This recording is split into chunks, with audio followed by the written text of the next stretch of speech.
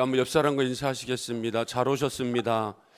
주의 이름으로 사랑합니다. 주의 이름으로 축복합니다. 예. 요즘 세상이 흉흉하다라고 생각을 합니다. 또 저번 주에는 대낮에 신림동 그 등산로에서 성폭행 사건이 일어났고요. 결국은 이제 그 교사였는데 죽었다라고 하는, 사망했다라고 하는 소식이 이제 들려왔습니다. 그래서 이제 그 인터넷 기사를 보는데 댓글이 이렇게 담겼어요. 그 댓글에가 뭐라고 담겼는가 하면 뭐 장갑차 또 특전사 뭐 이런 그 특공대들 이렇게 세워놔봤자 무슨 소용이 있느냐라고 비아냥거리는 이런 댓글도 이제 올라왔습니다. 이런 것들을 이제 볼 때 정말 갈수록 우리의 인간의 이 본성이 얼마나 악한가라고 하는 것을 깨닫게 되고요. 그래서 이런 조치 저런 조치들을 다 취해보지만 이게 고쳐지지 않고 더 갈수록 범죄의 이런 그 잔혹성이라든가 지능이 더해가고 있는 이런 모습들을 보게 됩니다. 그리고 여러분들이 또 뉴스를 보았으면 알겠지만 그 하와이에서 산불로 인해서 엄청난 이런 인명과 재산 피해가 있었는데 이게 여러분 우리나라도 그런 그 일들이 있을 수 있다라고 합니다. 이게 불이라고 하는 게 봄, 가을이나 겨울에 나는 건데 이게 여름에 불이 이렇게 산불이 날 수가 있는데 왜 그런가 하면 너무 이렇게 날씨가 덥다 보니까 이제 불이 이렇게 날 수가 있다라고 하는데 이게 바로 재앙이다 이렇게 말을 하고 있다는 겁니다. 그래서 여러분 이런 뉴스를 접하는 이런 그 사람들의 마음이 얼마나 불안하고 걱정이 되고 염려가 되겠습니까? 그런데 뭐 이 시대뿐만 아니라 여러분 오고 가는 시대 가운데 모든 인간들은 다 두려움과 불안에 쌓여 있다라고 하는 사실, 참된 이런 평화를 누리지 못하며 살아가고 있다라고 하는 사실이죠. 그리고 요즘 그 젊은 사람들이 많이 보는 프로그램 가운데 돌싱이라고 하는 이런 프로그램이 있는데 거기에 나오는 그 젊은이들 중에 한 분이 이런 말을 했어요. 자기는 아이를 갖고 싶지 않다. 왜? 그러니까 아이가 태어나는 순간부터 생로병사의 그런 어려움을 겪을 건데 낳고 싶지 않다. 이런 말을 합니다. 여러분 우리가 이제 태어나서 살아가며 이제 생로병사를 우리가 겪게 되는 것 아니겠습니까? 그러므로 이제 우리에게 정말 참된 위로와 평화와 평강이 필요한 줄로 믿습니다. 그런데 세상의 그 어느 것으로도 우리 마음에 진정한 평화와 평안을 주는 것이 없다라고 하는 말씀입니다. 그런데 오늘 우리가 찬송가 412장을 찬송하지 않으셨습니까? 평화, 평화로다. 어디에서 내려옵니까? 하늘 위에서 내려오는 평화로다. 그리고 이 세상에 참된 평화가 어디 있는가? 예수를 친구 삼아 평화를 누리겠네라고 우리가 찬양하지 않았습니까? 여러분 그렇습니다. 세상의 그 어떤 것으로도 우리에게 참된 만족과 기쁨과 평화를 주지 못합니다. 이 평화라고 하는 것은 어디서 내려와야 돼요? 하늘로부터 내려와야 한다는 겁니다. 건강이 있으면 그리고 또 물질이 있으면 평안하고 없으면 평안하지 않겠다라고 하지만 여러분 사도 바울은 육체의 가시가 있었어요. 겉에 있는 가시가 아니고요 육체의 가시가 있었어요. 그리고 이 가시는요 많은 의사들이 치료할 수 없는 가시입니다. 불치병이라는 거예요. 그런 육체 가시를 가지고 있었는데 바울은 마음이 불안했습니까? 고통스러웠습니까? 기쁨으로 감사함으로 평안을 누리며 살아갈 수 있었다는 거죠. 왜냐하면 하나님이 주시는 평안은 세상의 그 어떤 것을 극복하고 이겨낼 수 있는 놀라운 하나님의 은혜인 줄로 믿습니다. 그래서 정말 우리가 예수를 이제 바로 믿고 살아간다고 한다면 우리 마음 가운데서도 하나님이 주시는 참된 위로와 평화가 넘쳐날 수 있기를 주님의 이름으로 축원을 드립니다. 여러분, 감사해야 돼요. 세상의 사람들은 이 환경 속에서 불안해하고 걱정하고 염려하는 삶을 살아가지만 우리는 그럼에도 불구하고 하나님이 지켜주시고 보호해 주시고 천국 가는 그날까지 하나님이 우리와 함께 해주시고 자녀들 지켜주시고 건강도 지켜주시고 은혜를 더하여 주실 것을 믿는 이 믿음, 이 소망이 얼마나 감사한지. 이제 금요일날 원로 목사님 이제 병원에 계신다라고 해서 이제 또 찾아가 봤습니다. 그 한 2주 전에 성가를로 병원에 계셨는데 그때만 해도 이제 우리들을 또 맞이해 주시고, 물론 이제 휠체어 타고 오셨지만 반갑게 맞이해 주시고, 그리고 잠깐 또 농담도 이렇게 하셨는데, 이제 금요일 날 한국병원에 갔을 때는 이제 그런 모습 볼 수도 없고 말도 할 수도 없고, 이제 그 어려운 이런 상황 가운데 있는 이런 모습들을 바라보면서 사모님에게 힘내시고 그리고 또 하나님 은혜 가운데 모든 일들이 잘 되어졌으면 좋겠습니다라고 기도하고 왔는데요. 여러분, 정말 우리 인생이 어디에 소망이 있겠습니까? 어디에 우리에게 참된 만족과 기쁨이 있겠습니까? 그래서 여러분들이 이 시간도 하나님 말씀을 들으면서 그렇구나, 내가 예수만이 나의 소망이다라고 하는 이 믿음을 가지고 열심을 다하여서 주의 몸된 교회를 받들어 섬길 수 있는 귀한 은혜가 임할 수 있기를 주님의 이름으로 축원을 드립니다.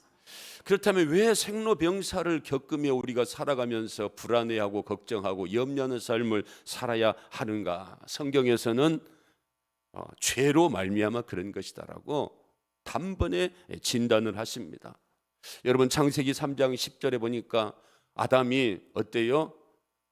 죄를 범했고요. 하나님이 아담을 찾으니까 아담이 하나님의 소리를 듣고 두려워해서 숨었다는 겁니다. 하나님의 그 소리를 들으면서 두려워해서 숨었다라고 말하고 있어요. 여러분, 이 죄가 들어오면 하나님이 싫어지고, 그리고 죄가 들어오면 무서움이 오고요, 두려움이 온다는 겁니다. 여러분, 죄를 범한 사람들의 특징은 무슨 소리만 들어도 어떻습니까? 두려워 벌벌 떨고 있지 않습니까? 이 죄가 우리 가운데 들어왔기 때문에 우리는 늘 불안해하고 걱정해하고 두려워하는 이런 삶을 살아갈 수밖에 없다는 거예요. 그래서 이사야 선지자도 59장 2절에 보니까 왜 우리가 두려워하는 삶을 살아야 되는가? 하나님의 백성임에도 불구하고, 하나님과 함께하는 사람임에도 불구하고 왜 두려워하는가? 오직 너희 죄악이 너희와 너희 하나님 사이를 갈라놓았다. 무엇이 하나님과 하나님 사이를 갈라놓았다는 겁니까? 죄가 하나님과 하나님 사이를 갈라놓았다라고 하는 뜻이죠. 여러분, 성경에서 하나님의 뜻은 무엇인가 하면 예레미야 29장 11절 보니까 우리에게 너희를 향한 누구의 생각입니까? 나의 생각을 누가 알아요? 내가 안다는 겁니다. 우리가 아는 게 아니고요, 하나님이 하나님의 생각을 아신다는 거예요. 그러니 얼마나 정확한 생각입니까? 하나님이 우리를 향한 그 생각이 뭔가 하면 평안이라는 겁니다. 걱정하고 염려하고 두려워하고 불안해하는 것이 아니고요, 평안한 삶을 사는 겁니다. 재앙을 주고 질병을 주고 이런 삶이 아니고요, 우리에게 꿈을 주고 희망을 주고 미래를 주는 이런 삶을 살아가도록 하는 것이 하나님의 생각이다라고 하는 사실이죠. 그런데 왜 우리가 그 하나님의 놀라운 은혜 가운데 행복하고 그리고 평안한 삶을 살아가지 못하는가? 무엇 때문에요? 우리 안에 있는 죄 때문에 그렇다라고 하는 사실이죠. 그래서 디모데전서 2장 4절에 뭐라고 말씀하십니까? 하나님이 뭐라고 그래요? 모든 사람이 무엇을 받으며? 구원을 받으며. 하나님과의 관계가 회복되기를 원한다는 겁니다. 진리를 아는 데 이르기를 원하느니라, 예수 그리스도를 알아가는 데 이르기를 원한다는 겁니다. 그럴 때 우리가 하나님이 기뻐하시는 참된 만족과 평화를 누리며 살아갈 수가 있다라고 하는 사실이죠. 여러분, 그래서 오늘 베드로도 성령 받고 그가 무엇을 선포하고 있습니까? 그전에는 예수에 대해서 선포하지 못했어요. 그렇지만 그가 성령 받고 하나님의 생각, 하나님의 뜻을 깨달은 이 베드로가 뭐라고 말합니까? 그렇게 모인 많은 사람들에게 무엇을 받으라? 구원을 받으라. 할렐루야. 구원을 받으라는 겁니다. 예수 믿으라는 겁니다. 그래야 우리가 이 땅에서 참된 만족과 기쁨의 삶을 살아갈 수 있을 것이다. 여러분, 사실 세상의 것은 잠깐 아닙니까? 정말 우리가 많은 것들을 벌고 또 공부하지만 보니까요, 죽으면 다 이 세상에서 다 내려놓아야 할 것들 아닙니까?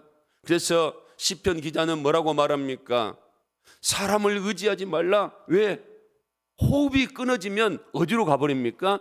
흙으로 돌아갈 그 연약한 인생, 도움을 줄 수 없는 그 인생들 의지하지 말고 영원하신 하나님을 바라보면서 영원하신 나라를 소망하며 살아갈 것을 우리들에게 말씀하고 있지 않습니까? 여러분, 우리 인간은 무엇부터 먼저 해결돼야 하는가 하면 구원의 문제부터 해결돼야 될 줄로 믿습니다. 성령 받은 베드로가 오순절을 지키기 위해서 온 많은 사람들에게 첫 번째 하신 말씀이 뭔가 하면 구원을 받아라 하는 거죠. 왜? 우리 영혼의 문제가 해결되어야지. 내 영혼이 잘 돼야 범사가 잘 되고 강건하는 복을 누릴 수 있기 때문에 여러분, 우리의 영혼이 구원받아야 될 줄로 믿습니다. 우리 자녀들의 영혼이 구원받아야 될 줄로 믿습니다. 세상에서 좋은 대학 가고 좋은 직장 가고 여러분 좋은 이런 사람과 만나서 결혼하고 그래서 세상에서 형통의 삶을 살아가는 것도 중요하지만 그게 여러분 영원하지가 않는 세상의 예정이다라고 하는 사실입니다. 정말 중요한 것은 우리의 영혼인 줄로 믿습니다. 그래서 베드로가, 성령 받은 베드로가, 성령으로 충만한 베드로가 얼마나 할 말이 많겠습니까? 많은 이 모여있는 많은 사람들에게 구원을 받으라 라고 이렇게 말하고 있다라고 하는 사실이죠. 그런데 이 사람들이 베드로의 설교를 듣고는 깜짝 놀랍니다. 깜짝 놀라요. 왜 놀란가 하면 이 예수가 누구라는 겁니까? 그리스도고 우리의 주라는 거죠. 할렐루야. 네. 그런데 누가 죽였다는 겁니까? 누가 죽였다는 겁니까? 너희가 죽였다는 거예요. 그런데 오순절을 지키러 온 사람들은 이거 예수 죽는 일에 상관하지 않는 사람들이었어요. 그러니까 우리가 어떻게 예수를 죽였느냐? 어떻게 예수를 죽였느냐? 어떻게 예수를 십자가에 못 박혔느냐? 여러분, 오늘 이 시간 하나님 말씀, 살아계신 하나님 말씀 우리가 선포하고 듣는데요, 누가 예수를 십자가에 못 박혀 내어주었습니까? 누구예요? 저는 말합니다. 당신들이라는 거예요. 여러분들은 누굽니까? 저라는 거예요. 저와 여러분이 예수를 십자가에 내어 주었다는 겁니다. 우리가 예수를 십자가에 못 박아 죽인 죄인이라는 겁니다. 그런데 그 예수가 누군가 하면 주님이시고 그리스도라는 거예요. 여러분, 사람을 때리고 사람을 죽여도 이게 여러분 얼마나 큰 죄입니까? 그런데 누구를 죽였어요? 예수를 죽였다는 거예요. 하나님을 죽였다는 겁니다. 누가요? 누가요? 유대인들이, 로마 병정들이 누가 죽였어요? 내가 죽였다는 겁니다. 저와 여러분이 누구를 죽였다는 겁니까? 이 땅에 육신의 몸을 입고 오신 그 만왕의 왕이신 하나님이 우리 죄 문제를 해결하시기 오셨는데 우리가 깨닫지 못하고 예수를 십자가에 죽였다. 네. 여러분, 그래서 정말 예수님이 내 죄 때문에 십자가에 달려서 죽으셨다라고 하는 사실을 깨닫게 된다라고 한다면 여러분, 사도 바울처럼 어떤 삶입니까? 내가 살아도 주를 위해서, 죽어도 주를 위해서 살겠나이다. 날마다 선한 싸움을 싸우고 날마다 주를 위해서 달려가고 주의 믿음을 지키기 위해서 최선을 다하는 이런 삶을 살아가야 되는 줄로 믿습니다. 그래서 이제 그 모인 사람들이 이제 하나님의 은혜로 말미암아 성령의 역사로 말미암아 무엇을 받았다? 찔림을 받았다는 거예요. 찔림을. 그래서 그들이 뭐라고 말합니까? 어찌할꼬? 어찌할꼬? 그런데 여기서 찔림이라고 하는 이 단어는 영어 성경에 보니까 커트입니다. 칼로 베었다는 거예요. 여러분, 칼로 베면 아프겠습니까? 안 아프겠습니까? 아프겠죠. 그런데 겉살을 칼로 자른 게 아니고요. 어디에요? 심장 폐부를 칼로 잘랐다는 겁니다. 그러니 얼마나 아프겠는가. 이 아픈 마음을 가지고 그러면 우리가 어찌해야 되는가? 어찌해야 되는가? 베드로에게 물어보고 있지 않습니까? 여러분, 히브리서 4장 12절에 보니까 하나님 말씀은 어때요?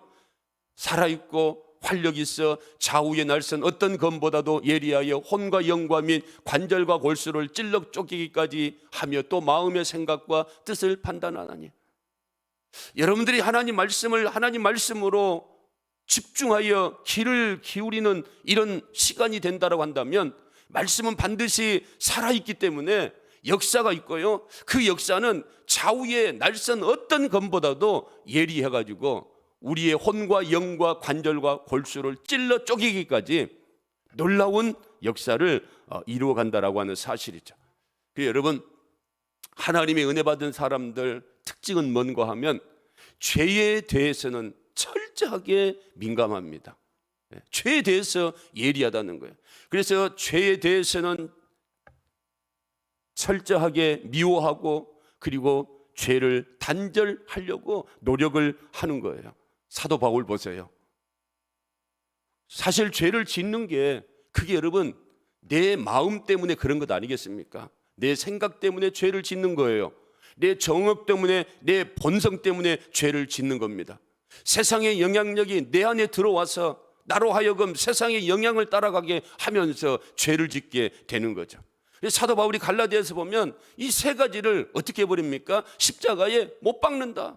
날마다 못 박는다라고 말하고 있지 않습니까? 여러분, 어제 내가 은혜 받고 어제 내가 성령으로 충만했다라고 오늘 내가 죄 짓지 않는 삶을 죄 짓지 않는 삶을 살아갈 수 있는 것이 아니라는 겁니다.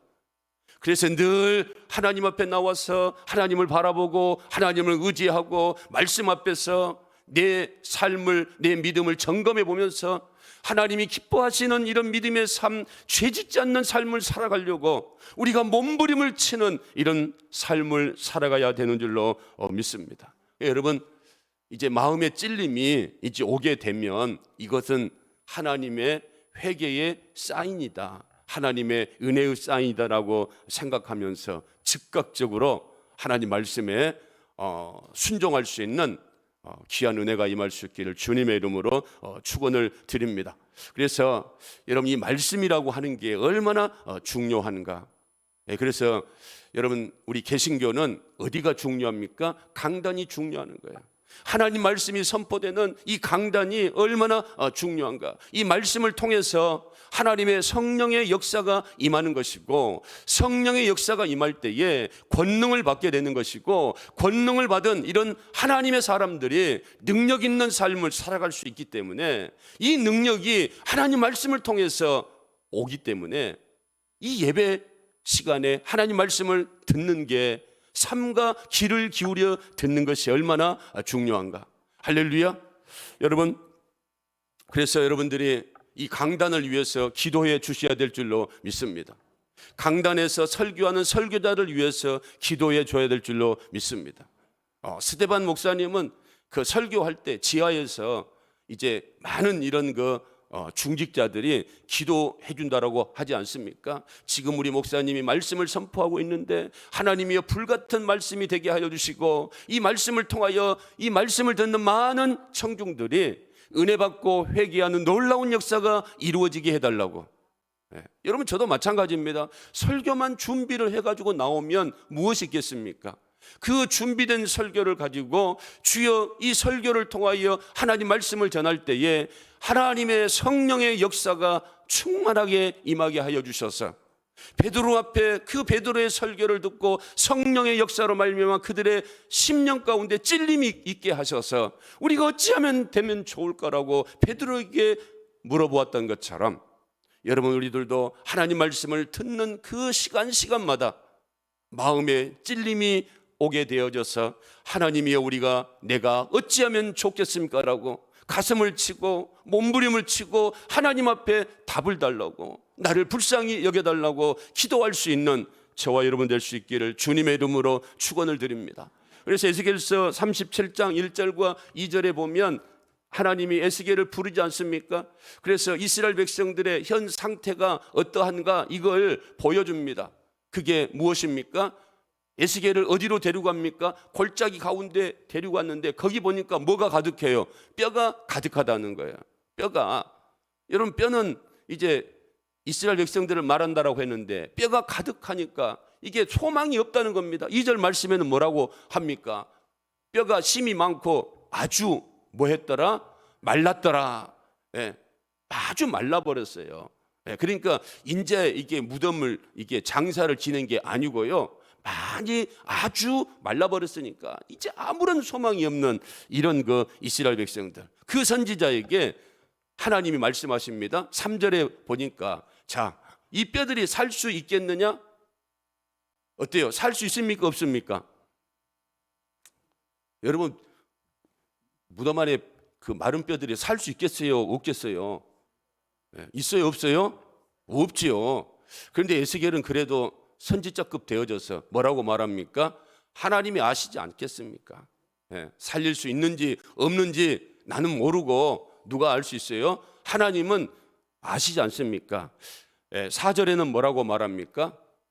또 이르시되 너는 이 뼈에게 뭐하여 대언하여 이르기를 너희 마른 뼈들아 여호와의 말씀을 들을지어다. 할렐루야.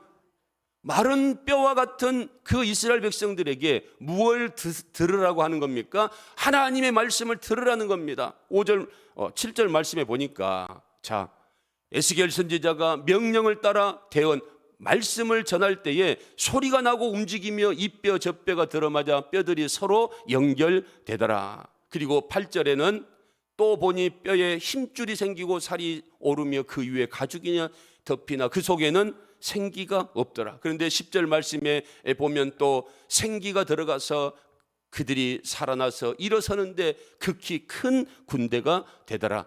11절 말씀에 보니까 내게 이르시되 인자야 이 뼈들은 누구예요? 이스라엘 온 족속이라. 그들이 이르기를 우리의 뼈들이 말랐고 우리의 소망이 없어졌으니 우리는 다 멸절되었다 하느니라. 이스라엘 백성들이 망했어요. 바벨론에 의해서 포로로 끌려갔어요.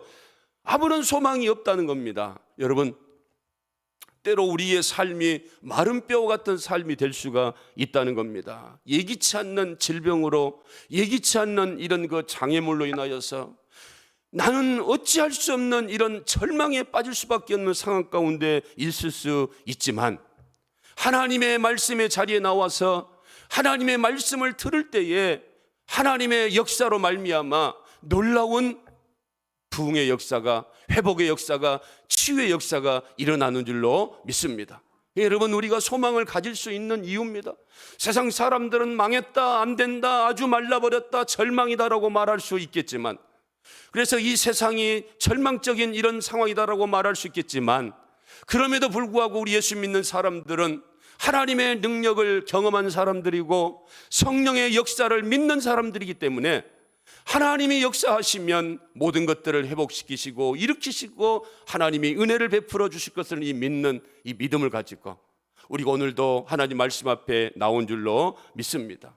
우리 삶 속에 마른 뼈 같은 이런 상황을 당할 수가 있다는 겁니다. 영적으로도 마찬가지입니다. 여러분 우리가 예수를 처음 믿을 때에 우리가 은혜를 받을 때에 감사하고 기뻐하고 헌신하고 봉사하고 드리면서도 감사가 되고 자원하는 마음이었지만 어느 날 이런 그 영적인 마른 뼈 같은 상황 가운데 처할 수가 있다는 겁니다. 첫사랑을 회복해라라고 말씀을 하셨는데 언제부터 이제 예배를 드려도 찬송을 해도 기도를 해도 감격도 없고 감동도 없고 기쁨도 없는 이런 영적인 마른 뼈 같은 상태에 빠질 수가 있다는 거예요. 이거 여러분 우리 힘으로 회복이 안 되는 줄로 믿습니다. 하나님의 말씀을 통하여서 성령의 역사로 말미암아 되어지는 줄로 믿습니다. 이 시간이 그런 자리가 되기를 원합니다. 여러분들의 영적인 침체에 정말 영적으로 마른 뼈 같은 이런 상황 가운데 있는 하나님의 사람들, 이 시간 에스겔을 통하여서 이 시간 또 저를 통하여 주신 말씀을 여러분들이 들을 때에 성령의 역사로 말미암아 예배가 회복되고 찬송이 회복되고 기도가 회복되고 신앙의 삶이 회복되는 귀한 역사가 이루어질 수 있기를 주님의 이름으로 축원을 드립니다. 그래서 오늘 베드로가 구원을 받아라 이렇게 말씀을 하고 있는 겁니다. 그러면 베드로가 구원을 받기 위해서는 어떻게 해야 하는가? 38절을 보니까 회개해라 이런 말씀을 하고 있습니다. 여러분, 하나님은 거룩하신 분이십니다. 죄 있는 사람하고는 하나님이 절대로 동행할 수가 없습니다. 아담과 하와도 미워서 쫓아낸 것이 아니고 왜 쫓김을 당하는 겁니까? 그가 죄를 범하였음에. 그래서 언제 우리가 하나님과 회복이 됩니까? 예수 그리스도의 십자가로 말미암아 죄가 해결되었을 때 하나님의 자녀로 우리가 인침을 받는 것 아니겠습니까? 여러분, 그래서 이 시간 말씀을 듣다가 여러분들에게 깨달음이 있다라고 한다면 그 부분을 가지고 집중적으로 기도할 수 있기를 바랍니다. 하나님이 내가 말씀을 들었는데 이 말씀이 내 가슴에 찔립니다 라고 했을 때에 이것은 하나님이 나에게 회개의 기회를 주신 것으로 깨닫고 하나님이 어찌하면 좋겠나이까 주여 나를 불쌍히 여겨 주옵소서. 하나님 앞에 죄의 문제가 해결이 되어져야 하나님의 놀라운 위로와 은혜와 평강이 우리에게 임하여진다라고 하는 사실입니다. 그래서 회개를 해서 우리가 이제 삶의 방향이 그 전에는 세상을 향하여 나아갔다라고 한다면 이제는 우리 삶의 방향이 누굽니까? 예수님을 향하여서 예수님을 믿으면서 예수님을 신뢰하는 이런 방향으로. 그래서 여러분, 예수 믿으면 나타나는 현상이 금방 성자가 되는 것이 아니고요, 예수 믿으면 나타나는 현상이 무엇인가 하면 그 전에 내가 했던 것들이 좋았는데 이제는 그 전에 했던 것들이 싫어지게 되는 거예요. 그러면서 고쳐나가고 그러면서 해로 여기고 배설물로 여기는 이런 삶을 살아가는 거죠. 사도 바울이 그 전에 그렇게 좋아했던 것들 어떻습니까? 해로 여기게 되어진다라고 하는 사실이죠. 여러분, 에베소서 2장 2절과 3절에 보니까 그 전에는 어땠습니까? 세상 풍조를 따랐어요. 공중의 권세 잡은 자들을 따랐어요. 그렇지만 3절에는 또 보니까 어떻습니까? 내 욕심을 따라서 살았어요. 내 육체와 마음에 원하는 것을 따라 살았어요. 그래서 결국은 내가 본질상 진노의 자녀가 되었어요. 그러나 이제는 그리스도 안에서 주님이 기뻐하시는 믿음의 삶을 살겠다라고 날마다 기도하면서 몸부림을 치는 이런 믿음의 삶을 살았다는 거죠. 그래서 여러분, 날마다 우리가 점검해야 돼요. 구원이라고 하는 것은 이례적인 것 아니겠습니까? 내가 예수를 믿고 마음으로 믿고 입으로 시인하면 구원을 얻지만, 그러나 그 이후부터는 이제 내 삶이 주님으로 중심이 방향이 바뀌었는데 내 삶이 혹시라도 내 본성을 따라서 옛 습성을 따라서 다시 돌아온 게 아닌가라고 하는 사실들을 매번 점검하는, 수시로 점검하는 이런 시간들이 필요하다라고 하는 말씀입니다. 여러분, 아이가 태어나면 이래 태어나지 않습니까? 또 태어납니까? 이게 니고데모라고 하는 사람이 다시 태어나야 된다라고 하니까 그러면 어머니 뱃속에 들어가고 다시 태어나야 하느냐, 이렇게 어리석은 질문을 하고 있지 않습니까? 여러분, 구원은 한 번입니다. 예수 믿으면 우리가 구원받은 줄로 믿습니다. 그렇지만 이제 구원을 받았지만 이제 세상에 출생을 했지만 어떻게 해야 되겠어요? 자라가야 되지 않겠습니까? 믿음이 자라가야 되지 않겠습니까? 엄마만 바라보고 주님만 바라보고 하나님만 바라보는 이런 믿음이 자라가야 되는데, 그러기 위해서는 엄마의 말씀, 하나님 말씀, 주님의 말씀을 늘 듣는 믿음의 삶을 살아가야 되지 않겠습니까? 그래서 여러분, 무엇보다도 구원을 받기 위해서는 내 죄를 회개하는 이런 신앙의 행위가 있어야 되고요, 그 다음에 무엇을 받으라? 세례를 받으라. 세례를 받으라는 거예요. 이 세례는 뭡니까? 이제 내가 예수를 믿었고, 그리고 이제 교회 앞에 나 예수 믿는 사람입니다, 이제는 앞으로 예수만 믿는 이 믿음의 삶을 살겠습니다라고 시인하는 이런 시간이라는 거죠. 여러분, 예수 그리스도를 마음으로 믿고 입으로 시인한 자마다 모두 무엇을 얻으리라? 구원을 얻으리라. 할렐루야. 그래서 세례 받는 것은 이제 내가 예수로 말미암아 구원받았기 때문에 이제는 예수만 믿고 예수만 의지하는 삶을 살아가겠다라고 다짐하며 결단하는 이 의식이 세례라는 겁니다. 그럴 때 무엇이 있습니까? 죄사함을 받으라. 할렐루야. 회개하고, 그리고 내가 이제 주님만 의지하고 주님만 믿는 삶을 살겠습니다라고 시인하는 이 사람에게 죄사함이 이루어지게 되는 거예요. 여러분, 그래서 우리의 죄는 누구를 믿고 누구를 고백할 때 되어지는 겁니까? 예수입니다. 예수 외에는 우리 죄 문제를 해결해 줄 그 어떤 이름도 주신 일이 없다라고 하나님이 분명하게 말씀하셨어요. 그래서 여러분, 이만희가 안 되는 겁니다. 이만희 그 종교도, 그 교리도 여러분 보면 그럴싸하지 않습니까? 불교도 여러분 얼마나 그 교리가 우리에게 은혜를 주는 그런 교리입니까? 그런데 우리에게 좋은 이런 그 교리라고 한다라고 할지라도 이만희 이름으로, 그리고 석가모니 이름으로, 다른 어떤 종교자의 이름으로 무엇이 없어요? 구원 얻을 만한 이름을 주지 않았기 때문에 안 된다는 겁니다. 오직 예수만 우리의 구원주가 되신다는 거예요. 오직 예수만 길이요 진리요 생명 되신다라고 하는 사실이죠. 오직 예수로만 아버지께로 저 영원한 천국으로 인도되어질 수 있다라고 분명하게 하나님이 말씀하셨기 때문에 여러분, 우리는 형편이 어떠하든지 어떤 상황 가운데 있든지 주 예수 그리스도를 믿음으로 말미암아 죄사함 받고, 그리고 무엇을 성령으로, 무엇을 선물로 받는 겁니까? 성령을 선물로 받을 것이다. 할렐루야. 여러분, 그러므로 우리가 예수를 믿으면 우리의 죄가 사하여 주고, 그 다음에 무엇이 우리에게 선물로 주어지는 겁니까? 성령이 선물로 주어진다는 거예요. 그래서 예수 믿는 사람의 특징은 뭔가 하면 구원 받는 것으로 끝나는 것이 아니고 죄 짓는 자리에 들어가지 않으려고 뭐 하는 겁니까? 노력을 하는 거예요.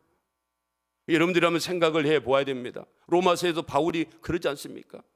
어떻게 구원을 받았는데 죄를 범법자처럼 범할 수가 있느냐? 결코 그럴 수가 없는 거다. 왜? 하나님의 성령이 부어지기 때문에.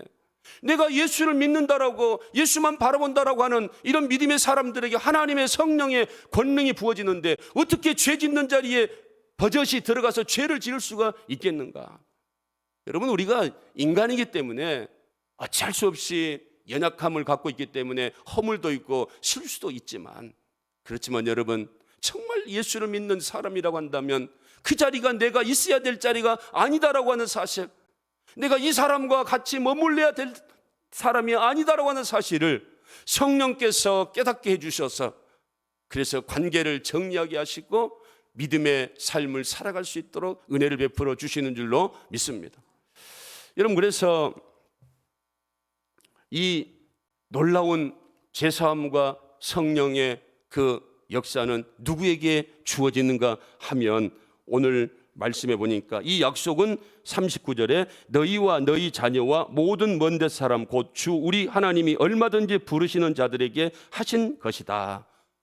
그들에게, 이 패역한 시대 가운데 살아가는 그들에게 하나님의 예수 그리스도의 복음을 전하여서 구원을 받을 수 있도록 하라, 이렇게 말씀을 하고 있지 않습니까?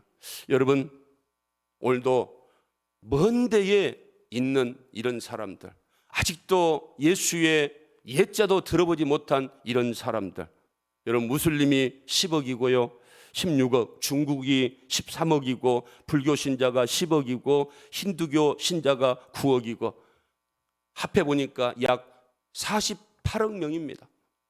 이 48억 명이 어떤 신을 또 섬기고 있는가 하면, 이게 여러분 다신교의 그 신들을 보니까요 3억 개나 된다는 거예요.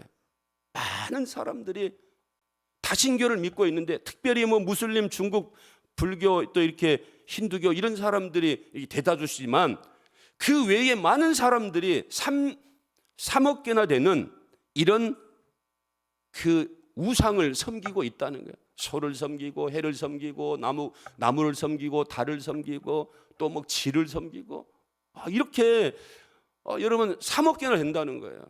예. 얼마 전에 TV를 보니까 여러분 제가 제일로 싫어하는 게 쥐인데, 아니 쥐가 이게 막 사람 머리 위로 올라다다다 이렇게 하는 거예요. 그런데 가만 놔두고 있는 거예요. 왜? 쥐를 뭐처럼 섬기기 때문에, 신으로 섬기기 때문에. 야, 내가 대한민국에 태어나기 잘했지. 그러나 저 나라에 갔으면 이게 그 쥐들 때문에 제 명대로 살지 못했을 것이더라. 예.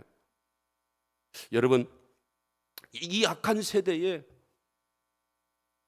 많은 사람들에게 우리가 해야 할 일이 뭔가 하면 이 예수 그리스도의 십자가와 부활의 복음을 전하는 것.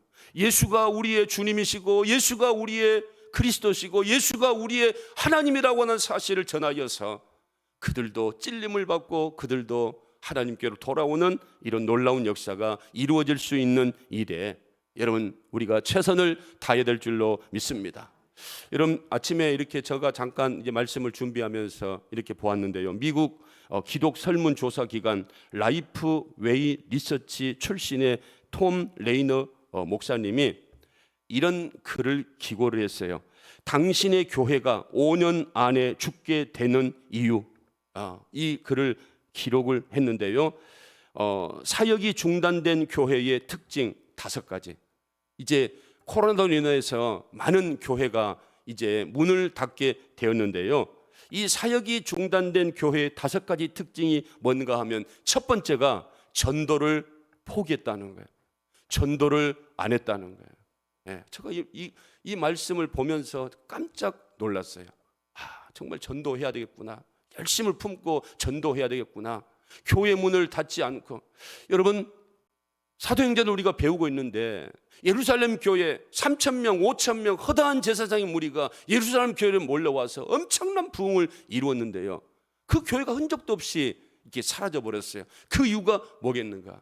이방인에게 나아가서 전도하지 않았기 때문에 그 교회가 무너지게 되었다라고 하는 사실이죠. 두 번째, 사소한 것에 얽매여 중요한 것을 놓쳤다는 거예요. 예, 정말로 중요한 것은 본질 아닙니까? 예수 그리스도의 십자가와 부활. 사도 바울은 이거 외에 유대인에게는 유대인처럼 그리고 이방인에게는 이방인처럼 한다라고 했는데, 오늘날 여러분 교회가 이 본질을 가지고 싸우는 것이 아니고 비본질적인 것, 사소한 것, 이 사소한 것 때문에 이렇게 싸우게 될 때 교회가 문을 닫게 되더라. 그리고 험담, 갈등의 에너지를 소비하는 교회. 우리 교회는 뭐 험담도 없고 갈등도 없는 줄로 믿습니다. 조그만 건 있지만 그런 것들은 넘어갈 수 있는데, 그런데 이 험담과 갈등의 모든 에너지를 소비하게 되면 그 교회는 문을 닫게 되더라 하는 거죠. 그리고 교회 코로나 팬데믹으로 악화된 교회 현실을 외면하는 거. 이 현실을 바로 파악하지 못한 교회들이 이제 문을 닫게 되더라. 그리고 목회자에게 모든 문제를 떠넘기는 이런 교회가 문을 닫더라. 우리 교회는 뭐 저한테 모든 문제를 다 떠넘기지는 않잖아요. 뭐 식당에서 저보다 와갖고 목사님도 식당 봉사하세요. 뭐 그러지 않고, 또 뭐 청소하는데 목사님도 여기 와서 청소하세요.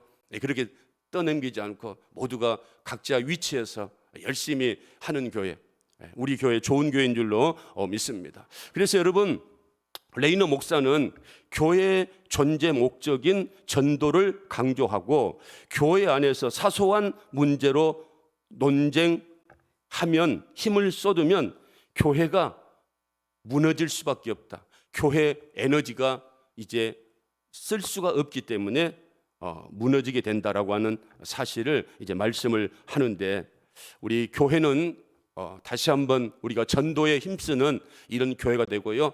정말 여러분 사소한 것 가지고 에너지를 소비하지 않을 수 있도록 참고 인내하고 품고 이해하고 관용하고 사랑하고 용서하고 이제 언제까지 아멘이 나올랍니까? 우리 교회가 그런 교회가 되기를 바랍니다. 정말 사소한 것, 있어도 되고 없어도 되고 해도 되고 안 해도 되고 있으나 마나 그런 것 가지고 생명 걸고 목숨 걸고 싸우는 그런 교회가 아니고 예수 그리스도의 십자가를 전하는 일에 생명을 걸 수 있는 우리 교회가 될 수 있기를 주님의 이름으로 축원을 드립니다. 우리 찬송하겠습니다. 여기에 모인 우리 찬양팀들 나와서